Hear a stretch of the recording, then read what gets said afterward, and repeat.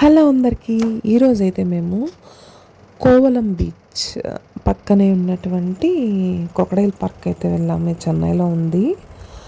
ఇక్కడైతే lot of crocodiles ఉన్నాయన్నమాట. Literally అన్నీ చూసేసరికి కొద్దిగా భయం వేసింది.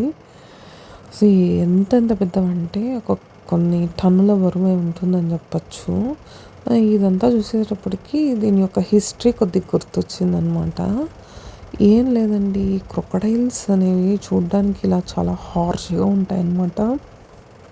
దీని హెడ్ వచ్చేసి స్టోన్ లెక్కన ఉంటుంది. దీన్ని ఏదన్నా ఒక కార్ని కూడా కావాలంటే డాష్ ఇచ్చేంత క్యాపబిలిటీ ఉంటుందన్నమాట.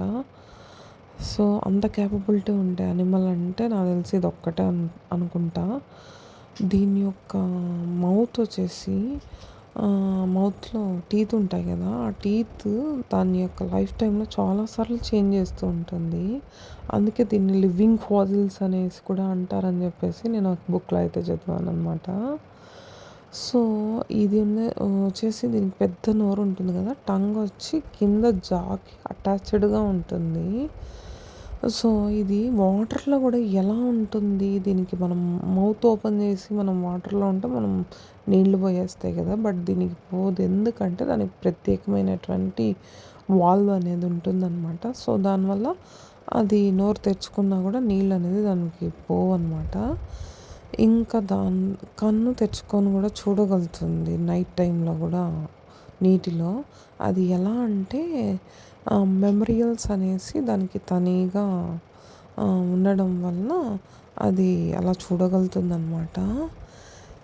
ఇంకా దీని లైఫ్ టైం ఎత్తుకున్న జీవులకు రకరకాల జీవులు ఉన్నాయి కదండి ఈ భూమి మీద, ఈ సృష్టిలో. ఇదంతా కూడా గాడ్ క్రియేషన్ అనే చెప్పచ్చు. ఇది మనం మొసలి దగ్గరికి వెళ్ళడం అనేది కత్తి మీద సాము వంటిది. ఎందుకంటే అది నోరు తెరిచినప్పుడు దాని వెయిట్ ఎంతైతే ఉంటుందో దానికి అంత పవర్ వస్తుందంట.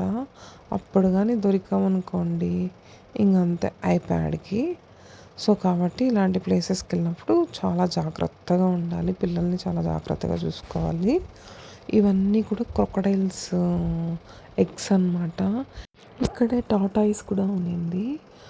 నాకు తెలిసినంత వరకు టాటాయిస్ షెల్ని టాటాయిస్ మాత్రం క్రొకడైల్ నుంచి తప్పించుకునే ఛాన్స్ ఉంటుంది. ఎందుకంటే ఆ షెల్ అనేది చాలా స్ట్రాంగ్గా ఉంటుంది కాబట్టి అది క్రష్ చేయలేదన్నమాట.